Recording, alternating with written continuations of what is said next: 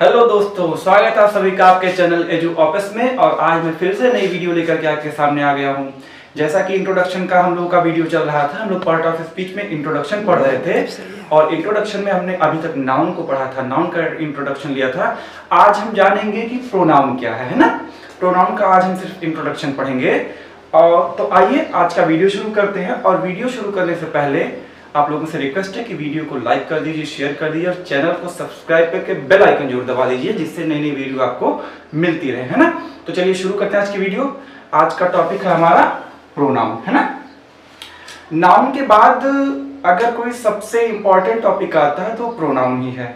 अब प्रोनाउन है क्या, इसका यूज ग्रामर में कैसे करते हैं, है ना, इसका सही यूज कैसे होता है, इसको पहचानते कैसे हैं, आज हम इस वीडियो के थ्रू जानेंगे, है ना। प्रोनाउन का अगर हम डेफिनेशन लें तो प्रोनाउन दो शब्दों से मिलकर बना है। एक है प्रो और दूसरा है ना, है ना।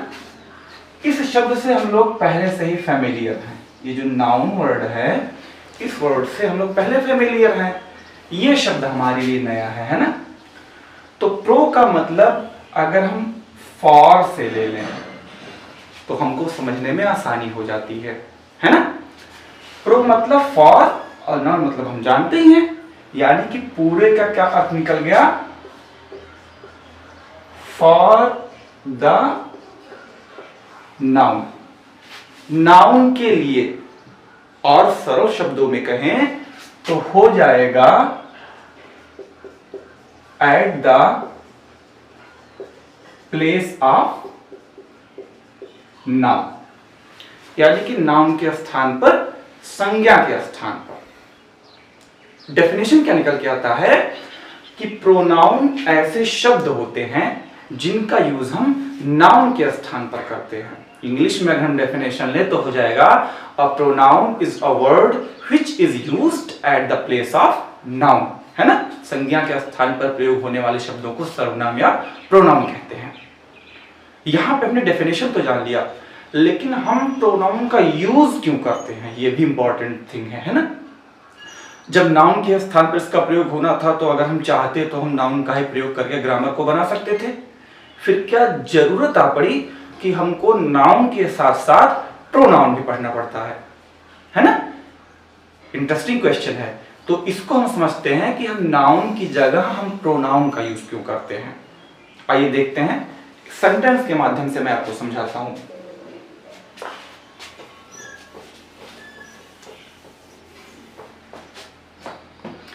हमने सेंटेंस को थोड़ा बहुत पढ़ा था स्पीच में, है ना, कि स्पीच क्या होते हैं। तो स्पीच जो होता है a way to interact people by your emotions, by your feelings, है ना। लोगों को अपने इमोशन, अपने फीलिंग के बारे में बताना, यही स्पीच कहलाता है।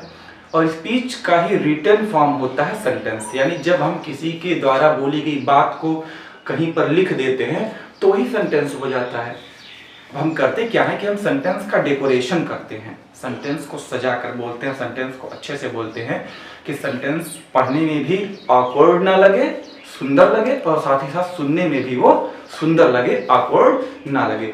तो एक सेंटेंस मैंने लिखा, मैंने कहा कि Ram found a purse, full stop. Ram gave the purse to Sita. Sita threw the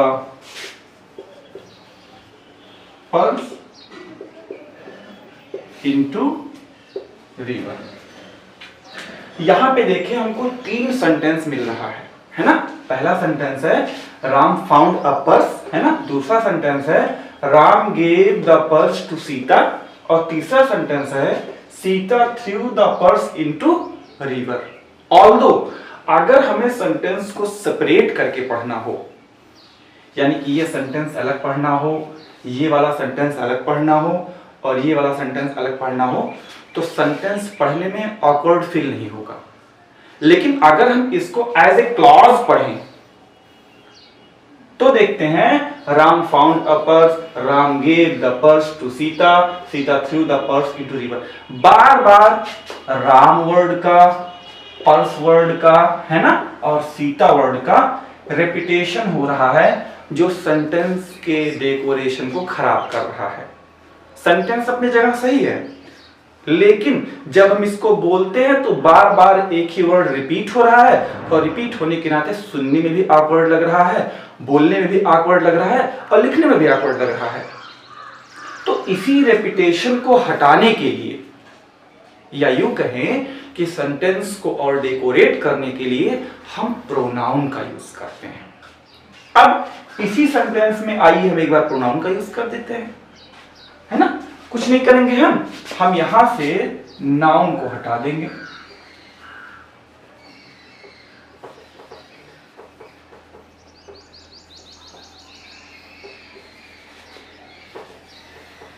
चलिए एक बार फिर से देख लेते हैं।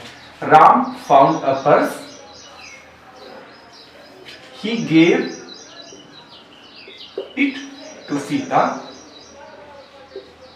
She threw it into river. अब देखिए, सेंटेंस वही है, मतलब आपके वही हैं, लेकिन जहां नाउन का रेपिटेशन हो रहा था, बार बार नाउन रिपीट हो रहा था, उस रेपिटेशन से हमने बचा लिया। साथ ही साथ सेंटेंस जो क्लमसी लग रहा था, उससे भी हमने खुद को बचा लिया, है ना। और यहां पे हम देखेंगे कि ये जो वर्ड है राम, राम की जगह पे हमने एक नए वर्ड का यूज कर दिया। कौन सा वर्ड आया? ही आया। उसी प्रकार से पर्स के लिए हमने एक नए वर्ड का यूज किया, इट आया, और सीता के लिए हमने एक नया वर्ड यूज किया, हुआ या शी। तो यहां पे ही, इट और शी, ये तीनों वर्ड्स क्या हैं? ये तीनों के तीनों वर्ड्स हमारे प्रोनाउन है। यही तो हमने आपको बताया था कि pronoun are the words which are used at the place of noun, यानी कि नाउन की जगह पे प्रयोग होने वाले शब्दों को क्या कहते हैं? प्रोनाउन कहते हैं। तो देखिए, ये सारे के सारे शब्द हमारे क्या हो गए? प्रोनाउन हो गए। तो हमने ये जाना कि प्रोनाउन होता क्या है ना, और साथ ही साथ इसका हम ग्रामर में यूज क्यों करते हैं। अब आइए इनके टाइप्स के बारे में जानते हैं। प्रोनाउन के ढेर सारे टाइप्स होते हैं, है ना। जैसे आपका पर्सनल प्रोनाउन हो गया, रिफ्लेक्सिव हो गया, है ना, रिलेटिव हो गया, रेसिप्रोकल हो गया, तमाम ढेर तरह के होते हैं। कहीं कहीं पर आप 6 पढ़ेंगे, कहीं कहीं पर 7 पढ़ेंगे, है ना, कहीं कहीं पर आप 9-10 भी पढ़ते हैं। तो आइए हम लाइन से उन सभी प्रोनाउंस के बारे में जानते हैं कि सारे के सारे प्रोनाउन को बोलते क्या हैं, और साथ ही साथ हम उनको भी समझेंगे। दोस्तों, अभी इंट्रोडक्शन वीडियो है। इंट्रोडक्शन वीडियो में हम अभी खाली पार्ट ऑफ स्पीच को समझ रहे हैं, बाकी जो भी आगे की फ्यूचर में जो वीडियोस आएंगी, उनमें मैं एक एक टॉपिक को बहुत ही डीपली पढ़ाऊंगा, बहुत ही अच्छे से डिस्क्राइब करूंगा, है ना। तो आइए अब देखते हैं कि प्रोनाउन के टाइप्स कितने होते हैं, प्रोनाउन के प्रकार कितने होते हैं।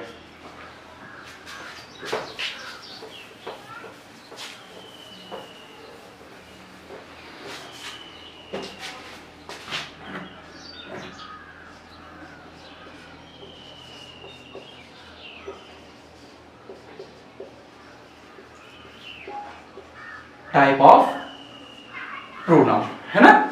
तो इसमें सबसे पहला हमारा आ जाता है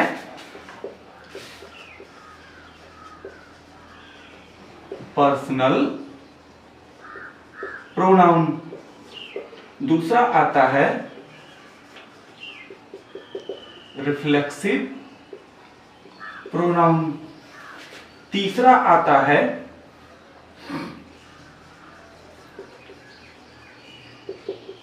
एम्फैटिक प्रोनाउन, चौथा आता है रिलेटिव प्रोनाउन, पांचवा आता है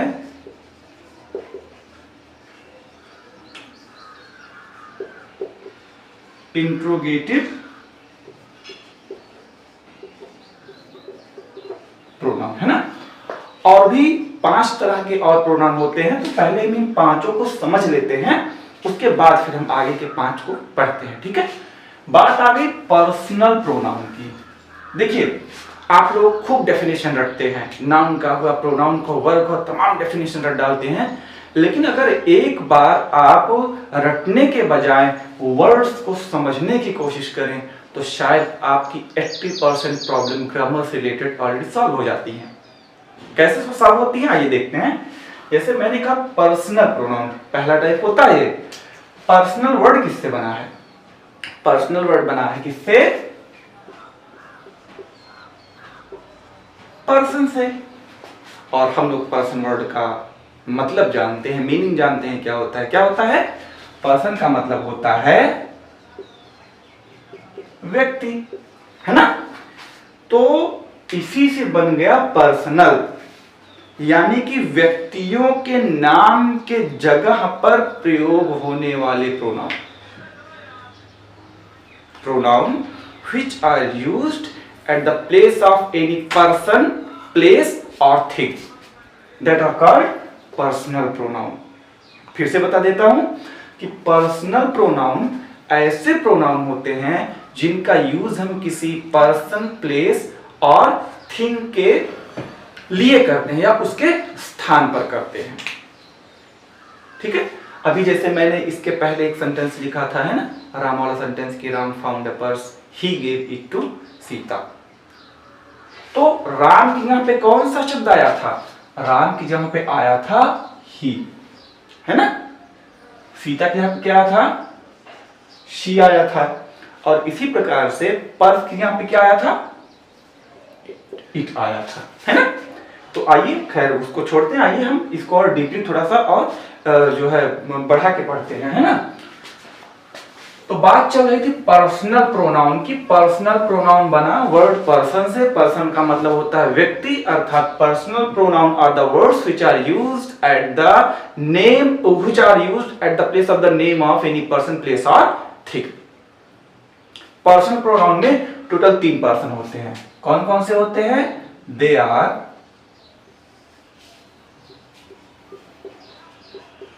first person, second person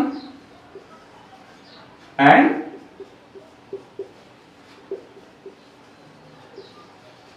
third person. Personal pronoun के 3 टाइप्स होते हैं total. They are first person, second person and third person. ठीक है। आइए थोड़ा सा इसको और बता देते हैं, बस उसका इंट्रोडक्शन ही पे खत्म करेंगे। फर्स्ट पर्सन में 2 आते हैं। एक आता है आई और दूसरा आता है वी। सेकेंड पर्सन में सिर्फ एक होता है जिसको बोलते हैं यू। थर्ड पर्सन में टोटल 4 होते हैं, वो होते हैं ही, शी, दे एंड इट। ये टोटल आपके 60 पर्सनल प्रोनाउन होते हैं। 1 2 3 4 5 6 और 7। टोटल कितने हुए? 7, जिसमें से आई और वी कहलाते हैं फर्स्ट पर्सन, यू कहलाता है second person, he, she, it, they कहलाते हैं थर्ड पर्सन प्रोनाउन, है ना। इसको यहीं पे खत्म करेंगे। बाकी जब हम प्रोनाउन को और आगे पढ़ेंगे, डीपली पढ़ेंगे, तो वहां पे मैं सारी चीजें एक एक पॉइंट डिस्कस करूंगा। कोई भी चीज छूटने नहीं पाएगी आपसे, बस खाली आप वीडियो को कंटिन्यू देखिएगा, स्किप मत करिएगा, है ना। अब बात करते हैं रिफ्लेक्सिव प्रोनाउन की। रिफ्लेक्सिव प्रोनाउन क्या होता है? तो इसको भी हम इसी प्रकार से देखते हैं। रिफ्लेक्सिव वर्ड कैसे बना? रिफ्लेक्सिव वर्ड बना रिफ्लेक्शन से, रिफ्लेक्ट से।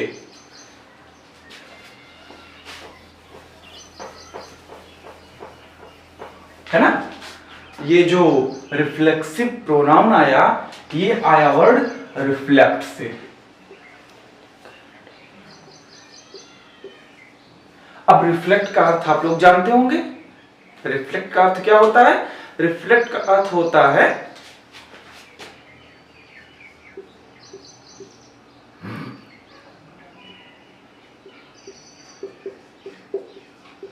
प्रतिबिंबित करना, या और सरल शब्दों में कहें तो हो जाता है वापस कर देना। रिफ्लेक्ट या रिफ्लेक्शन शब्द आपने फिजिक्स में पढ़ा होगा, है ना। रिफ्लेक्शन ऑफ लाइट, प्रकाश का परावर्तन, परावर्तित कर देना, यानी जहां से आता है वहीं पे लौटा देना। तो उसी से बना है रिफ्लेक्सिव प्रोनाउन। है ना। रिफ्लेक्सिव प्रोनाउन क्या होता है? रिफ्लेक्सिव प्रोनाउन ऐसे प्रोनाउंस होते हैं जिनका यूज हम तब करते हैं जब सब्जेक्ट या नाउन के द्वारा यूज किए गए वर्ड, यूज किए गए एक्शन उन्हीं के ऊपर सीधे पड़ जाते हैं। जैसे एग्जांपल के लिए हम एक सेंटेंस देखते हैं, और रिफ्लेक्सिव प्रोनाउन की हिंदी हो जाती है निजवाचक। मैं तुम्हें समझाने के लिए मैंने आपको बोल दिया, ठीक है। अब ये रिफ्लेक्सिव प्रोनाउन बनते कैसे हैं? रिफ्लेक्सिव प्रोनाउन ऐसे बनते हैं कि जब भी आप किसी पर्सनल प्रोनाउन में सेल्फ या